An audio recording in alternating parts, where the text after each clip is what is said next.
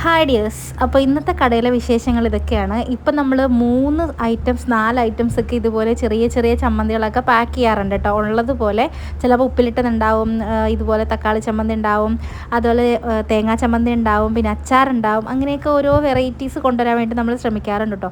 ഇന്ന് ഞാൻ കടയിൽ നിന്ന് ചോറുണ്ടപ്പോൾ നല്ല മോരേറിയും പിന്നെ മുട്ട പൊരിച്ചതും കക്കയിറച്ചി തോരനൊക്കെ പൊരിച്ചതൊക്കെ ആയിട്ടാണ് കേട്ടോ കഴിച്ചത്. ഈ ചവച്ച ഉപ്പിലിട്ടത് ഭയങ്കര ടേസ്റ്റ് ആയിരുന്നു കേട്ടോ. ഇത് നമ്മൾ പൊതിച്ചോറിലും ചട്ടിച്ചോറിലും ഒക്കെ വെക്കാൻ വേണ്ടിയിട്ട് എടുക്കുന്നതാണേ. പിന്നെ നെല്ലിക്ക ഉപ്പിലിട്ടിട്ടത് ചേച്ചി കൊണ്ടുവന്നിട്ടുണ്ടായിരുന്നു, അപ്പോൾ അതും കഴിച്ചു കേട്ടോ. പിന്നെ ചട്ടിച്ചോറ് റെഡിയാക്കുകയാണ്. ചട്ടിച്ചോറിൽ നമ്മൾ എല്ലാത്തരം മീനുകളും അവൈലബിൾ ആയിട്ടുള്ള എല്ലാത്തരം മീനുകളും നമ്മൾ വെക്കും.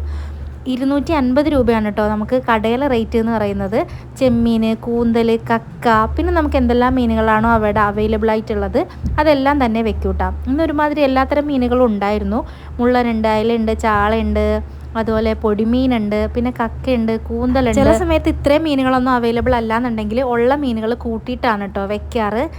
കാരണം ചില ദിവസങ്ങളിൽ ഈ കൂന്തൽ അങ്ങനെയൊക്കെയുള്ള സാധനങ്ങൾ കിട്ടാൻ ഇതുണ്ടാവും കേട്ടോ.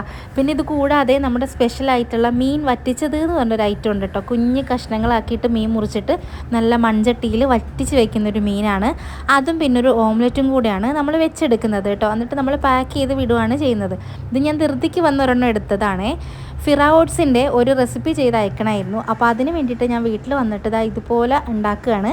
മുട്ടയും ഒക്കെ വെച്ചിട്ട് ഞാനൊരു ചിക്കൻ കേക്കാണ് കേട്ടോ ഉണ്ടാക്കാമെന്ന് വിചാരിച്ചത്. എല്ലാവർക്കും ഇത് അയക്കായിരുന്നു. കുറേ ഇൻസ്റ്റഗ്രാമിലൊക്കെ റീൽ കണ്ടിട്ട് ഞാൻ വെറുതെ ഒന്ന് ചെയ്ത് നോക്കിയതാണ്. തീരെ സമയം ഉണ്ടായിരുന്നില്ല, ഒരു തട്ടിക്കൂട്ടി ഒരു റെസിപ്പി അങ്ങോട്ട് ഉണ്ടാക്കിയെന്ന് മാത്രം. അപ്പോൾ അതിന് വേണ്ടിയിട്ട് ഇതുപോലെ ഓട്സും ചിക്കനും ഒക്കെ ഉപയോഗിച്ചിട്ട് മുട്ടയൊക്കെ ചേർത്തിട്ട് അധികം എണ്ണയൊന്നും ഇല്ലാത്തൊരു ഐറ്റമാണ് ഞാൻ ഉണ്ടാക്കിയിട്ടുള്ളത്.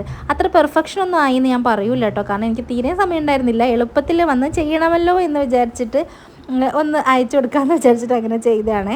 അപ്പോൾ ഇതാണ് കേട്ടോ നമ്മളുടെ ചിക്കൻ കേക്ക്. ഞാൻ ചിക്കൻ പോളയെന്നാണ് കേട്ടോ ഇട്ടത്.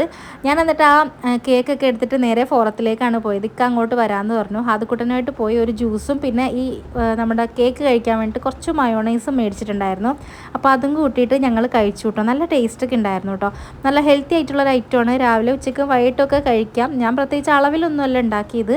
നല്ല രസമുണ്ട് കേട്ടോ. ചിക്കനൊക്കെ ആയതുകൊണ്ട് അത്യാവശ്യം നല്ല രസമുണ്ടായിരുന്നു കഴിക്കാൻ വേണ്ടിയിട്ട്. പിന്നെ എഗ്ലെസ് ഓംലെറ്റും കൂടെ എഗ്ലെസ് മയോണൈസും കൂടെ മേടിച്ചിട്ട് അത് കഴിച്ചു കേട്ടോ. പിന്നെ ഹാദക്കുട്ടനെ കുറച്ച് നേരം അവിടുത്തെ കളിപ്പാട്ട കടയിൽ കയറ്റി പറ്റിച്ചിട്ട് ഇറക്കി. അത് മേടിച്ച് ഇത് കാണിച്ചിട്ടൊക്കെ കുറച്ച് നേരം ഇതിനകത്ത് ഇങ്ങനെ ഇരുന്ന് കളിച്ചോളും. പിന്നെ ഒരു ഐസ്ക്രീമും കൂടെ കഴിച്ചിട്ടാണ് കേട്ടോ വീട്ടിൽ പോയത്. എത്തിയപ്പോൾ ഏകദേശം 12 മണിയായി. നാളെ സ്കൂളിലാത്ത കാരണം കുഴപ്പമില്ല.